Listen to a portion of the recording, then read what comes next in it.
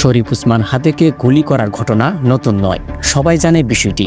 কিন্তু গত ৪৮ ঘন্টায় এই মামলার তদন্তে যেসব তথ্য বেরিয়ে এসেছে তা পুরো দেশকে নতুন করে ভাবতে বাধ্য করছে। সবচেয়ে বড় প্রশ্ন উঠেছে, শুটার ফয়সালের বাবা মাকে কেন গ্রেফতার করা হলো? সাধারণভাবে দেখা যায় কোনো অপরাধী পালিয়ে গেলে তার পরিবারের সদস্যদের জিজ্ঞাসাবাদ করা হয়, কিন্তু গ্রেফতার করা হয় না। অথচ এই মামলায় র্যাব গ্রেফতার করেছে ফয়সালের বাবা হুমায়ুন কবির ও মা হাসি বেগমকে কেরানীগঞ্জ থেকে। র্যাব জানাচ্ছে, তদন্তে এমন তথ্য পাওয়া গেছে যাতে ধারণা করা হচ্ছে ফয়সালের এই হত্যা চেষ্টা সম্পর্কে তার বাবা মা আগে থেকে জানতেন। শুধু তাই নয়, ঘটনার পর ফয়সালকে পালাতে বা আত্মগোপনে যেতে তারা সহযোগিতা করেছেন। এ কারণে তাদেরকে গ্রেফতার করে ডিবি পুলিশের কাছে হস্তান্তর করা হয়েছে। এতে স্পষ্ট হয়েছে এটি একক কোনো অপরাধ নয়, বরং এটি পরিবার বা চক্রে জড়িত থাকতে পারে। এরপর তদন্তকারীরা পৌঁছান নরসিংদীর তরুয়া বিলে। গভীর রাতে সেখানে নামে র্যাবের ডুবুরি দল।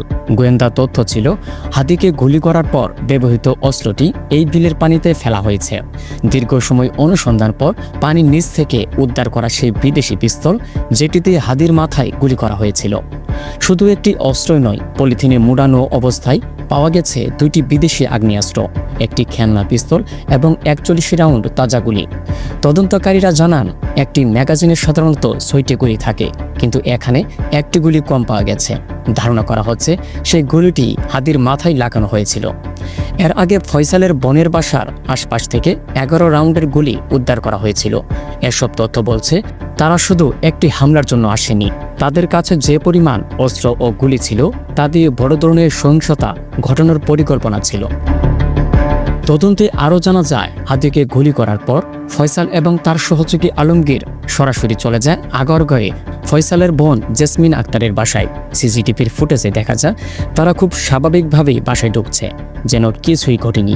সেখানে তারা মোটরসাইকেলের আসল নম্বর প্লেট খুলে ফেলে ভুয়া নম্বর প্লেট লাগায়। আসল নম্বর প্লেটটি ফেলে দেয় বাসার পাশেই একটি ম্যানহোলে, যেটি পরে ডিবি পুলিশ উদ্ধার করেছে। এছাড়া বাসার কেয়ারটেকার জানিয়েছে, ঘটনার দিন ফয়সালের বাবা হুমায়ুন কবির সেখানে উপস্থিত ছিলেন। পরে দেখা যায় ঘটনার পর ফয়সালের বোনসহ সবাই আত্মগোপনে চলে যান। এতে ধারণা করা হচ্ছে ওই বাসাটি ছিল তাদের একটি নিরাপদ আশ্রয় কেন্দ্র। সবচেয়ে ভয়ঙ্কর তথ্যটি আসে তদন্তের পরবর্তী ধাপে। গোয়েন্দা সংস্থার হাতে আসে একটি হিট লিস্ট হত্যার তালিকা, যে তালিকার নাম ছিল শরীফ উসমান হাদি। তারপরই ছিল জুলাই আন্দোলনের পরিচিত মুখ হাসনাত আবদুল্লাহ ও সার্জিস আলম। এছাড়াও তালিকায় আরও কয়েকজন ছাত্রনেতা ও রাজনৈতিক কর্মীদের নাম পাওয়া গেছে। তদন্তকারীরা বলছে, এই হামলার উদ্দেশ্য ছিল দেশে অস্থিতিশীল তৈরি করা এবং আসন্ন নির্বাচনের সামনে ভণ্ডপুর করা। পরিকল্পনা ছিল একাধিক গুরুত্বপূর্ণ ব্যক্তিকে টার্গেট করে দেশে বড় ধরনের বিশৃঙ্খলা পরিবেশ তৈরি করা। আরও চাঞ্চল্য তথ্য হলো, ফয়সাল কবির মাসুদ নিজেকে গত কয়েক মাস ধরে ছাত্র আন্দোলনের সমর্থন হিসেবে পরিচয় দিচ্ছিল। বিভিন্ন মিছিল মিটিং তাকে হাসনাত ও সার্জিসের পাশে দেখা গেছে, এমনকি কোলাকুলি দৃশ্যও রয়েছে। অথচ সেই মানুষটি পকেটে লোডেড পিস্তল নিয়ে পরবর্তী টার্গেটের খুঁজছিলেন। বর্তমান শরীফ উসমান হাদি সিঙ্গাপুরে চিকিৎসাধীন। তিনি জীবন মৃত্যুর সঙ্গে লড়ছেন। কিন্তু তদন্তে উঠে আসা এই তথ্যগুলো আমাদের জন্য বড় একটি সতর্কতা। এটি কোনো হঠাৎ ঘটে যাওয়া অপরাধ নয়, এটি ছিল একটি সুপরিকল্পিত হামলা। প্রশ্ন এখনও রয়ে যাচ্ছে, হিটলিস্টে থাকা অন্যান্য ব্যক্তিরা কতটুকু নিরাপদ? ফয়সাল ও আলমগীর এখনও ধরা পড়েনি। প্রশাসন কি পারবে এই পুরো নেটওয়ার্ককে ভেঙে ফেলতে? এইসব প্রশ্নের উত্তর নিয়ে বিস্তারিত থাকছে পুরো ভিডিওতে। দর্শক, ওসমান হাদির মামলার চাঞ্চল্যকর একটা অগ্রগতি হয়েছে। পুলিশের পক্ষ থেকে দাবি করা হচ্ছে, হামলায় অংশ নেওয়া যে মোটরসাইকেল, সেই মোটরসাইকেল প্লাস সেই মোটরসাইকেলে ব্যবহৃত ভুয়া নাম্বার প্লেট, সেটা উদ্ধার করা হয়েছে। তাহলে কি একটা ভুয়া একটা আসল, দুইটা মোটরসাইকেলের অস্তিত্ব আমরা খুঁজে পাচ্ছি? এই নাম্বার প্লেট যেটা ভুয়া বলা হচ্ছে, সেই নাম্বার প্লেটের তথ্য উপাত্ত অনুযায়ী কি এর আগে মোটরসাইকেলের মালিক হিসেবে হারুনকে গ্রেপ্তার করে রিমান্ডে নেওয়া হয়েছিল? কি হচ্ছে? আমার মনে হয় যে জটিলতা বাড়ছে এবং হাদির উপরে হামলার এই ঘটনায় দিনের পর দিন যত আগাচ্ছে তত রহস্য ঘনীভূত হচ্ছে। মনে হচ্ছে যে এটা একটা বড় সড়ো মেকানিজমেরই একটা অংশ। কি বলছে গণমাধ্যম? কোথায় পাওয়া গেল সেই ভুয়া নাম্বার প্লেট? চলুন একটু জেনে দেখি। এই ভিডিওতে থাকবেন পলিটিক্স টিভির নিয়মিত আয়োজনে। নম্বর প্লেট খুঁজে পাওয়া গেছে, আইন শৃঙ্খলা রক্ষাকারী বাহিনী খুঁজে পেয়েছে। চলুন গণমাধ্যম কি বলছে, বিডি নিউজ 24 এই শিরোনামটা দেখলেই বুঝতে পারবেন। সেখানে বলা হচ্ছে হাদির উপরে হামলা, ভুয়া নম্বর প্লেট ও মোটরসাইকেল উদ্ধার। হামলার সময় ওই মোটরসাইকেলে যে ভুয়া নম্বর প্লেটটি ব্যবহার করা হয়েছিল সেটি উদ্ধার করা হলো ম্যানহোল থেকে। বলা হচ্ছে ইনকিলাব মঞ্চের আহ্বায়ক ওপরে হাদির ওপরে হামলায় ব্যবহৃত মোটরসাইকেলটি উদ্ধার করা হয়েছে। হামলার সময় ওই মোটরসাইকেলে যে ভুয়া নম্বর প্লেট ব্যবহার করা হয়েছিল সেটা ম্যানহোলের ভিতর থেকে নম্বর প্লেটটা উদ্ধার করা হয়েছে।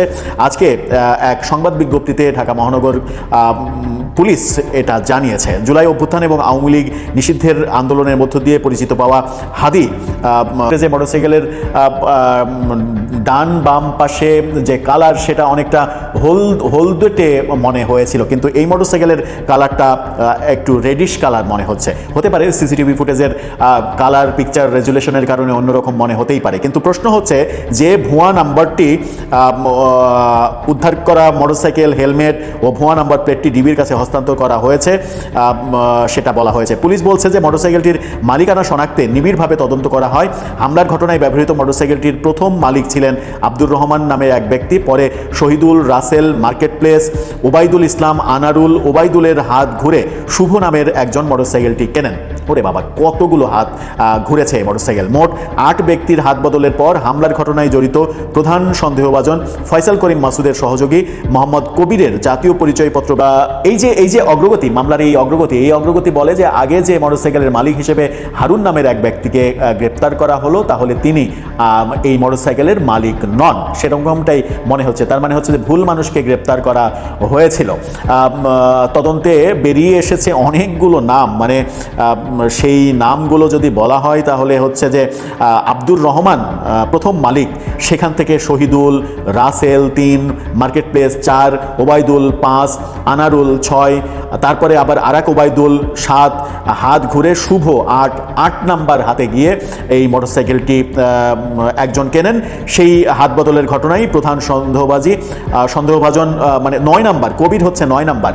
কবিরের মাইনুদ্দিন ইসলাম, কবিরের পক্ষ থেকে মাইনুদ্দিন ইসলাম যার নামে কেনা হয়, তিনি হচ্ছে 9 নাম্বার। এই 9টি হাত ঘুরেছে এই মোটরসাইকেল। তার মানে যে আমার মনে হয় যে আগের 8 জনের ভাগ্য ভালো, এটা অবশেষে গোয়েন্দা সংস্থা বের করতে পেরেছে যে 9 বার হাত ঘুরেছে এই ফয়সালের বাবা মাকে গ্রেপ্তার করা হয়েছে, তার আগে তার বোনকে গ্রেপ্তার করা হয়েছে, বান্ধবীকে গ্রেপ্তার করা হয়েছে, তার বউকে গ্রেপ্তার করা হয়েছে, অনেককেই গ্রেপ্তার করা হয়েছে। অনেকে বলছেন যে পুরো পরিবার এটার সঙ্গে জড়িত, কিন্তু ফয়সাল যখন ভারতে চলে গেলেন, পালিয়ে গেলেন, তখন তিনি কি ভারতে নিশ্চিন্তে তিনি আছেন, কিন্তু পুরো পরিবারকে বিপদে ফেলে দিলেন?